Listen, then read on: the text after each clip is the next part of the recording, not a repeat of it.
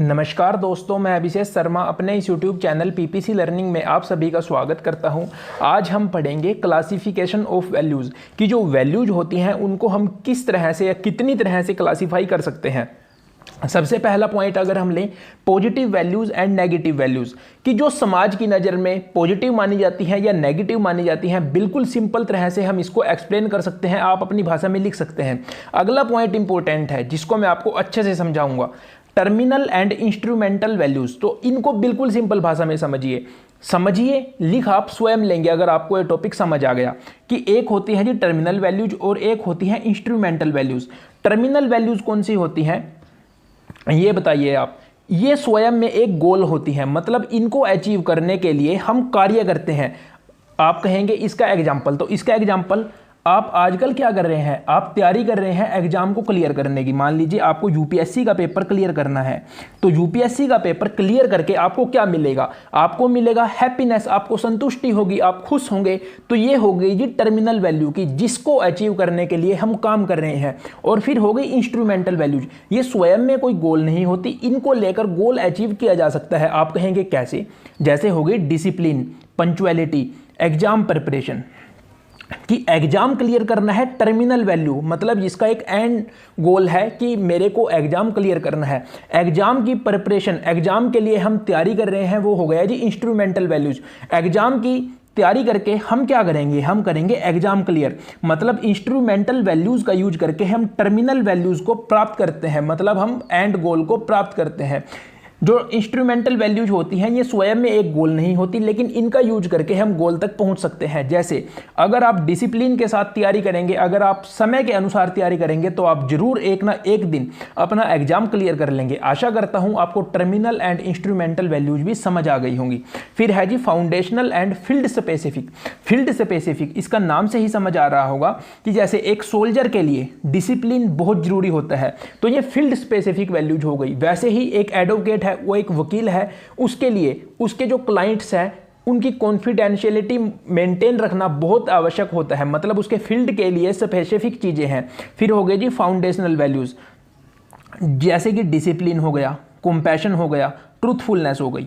तो ये हो गई आपकी फाउंडेशनल वैल्यूज। फिर इंपॉर्टेंट क्या है यहाँ पे कि जो वैल्यूज है वो सब्जेक्टिव भी होती हैं और ऑब्जेक्टिव भी होती हैं। मतलब सब्जेक्टिव का मतलब कि वैल्यूज जो है वो व्यक्ति परक भी होती हैं, और ऑब्जेक्टिव में आ गया जी वस्तुनिष्ठ, मतलब जो सभी के लिए समान है, वो हो गई ऑब्जेक्टिव वैल्यूज।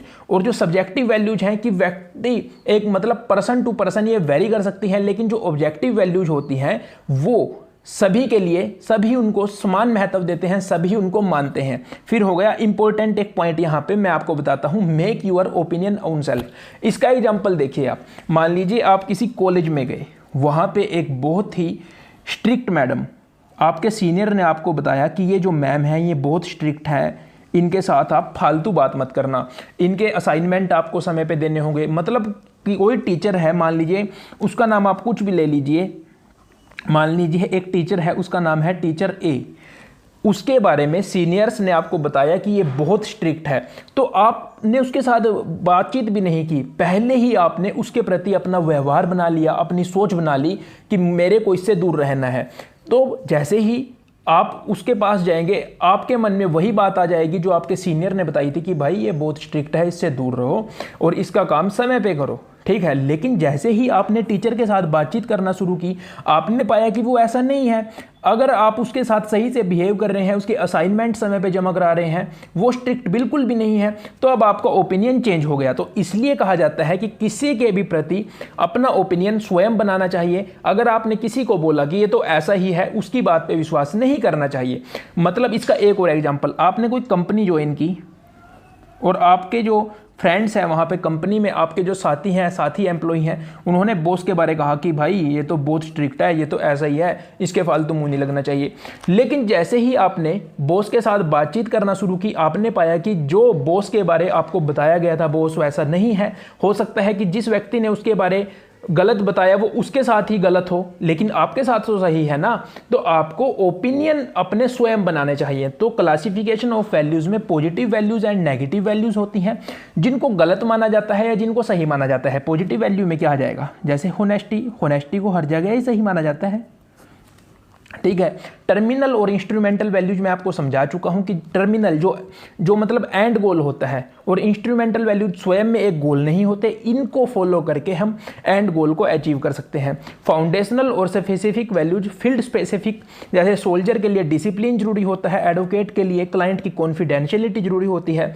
और वैल्यूज जो है वो सब्जेक्टिव भी हो सकती है, मतलब सब्जेक्टिव का व्यक्ति से व्यक्ति अलग अलग हो सकती है, और ऑब्जेक्टिव मतलब वस्तुनिष्ठ। तो अगर आपको आज की वीडियो अच्छी लगी हो प्लीज़ वीडियो को लाइक जरूर कीजिए। थैंक यू, मिलते हैं अगली वीडियो में।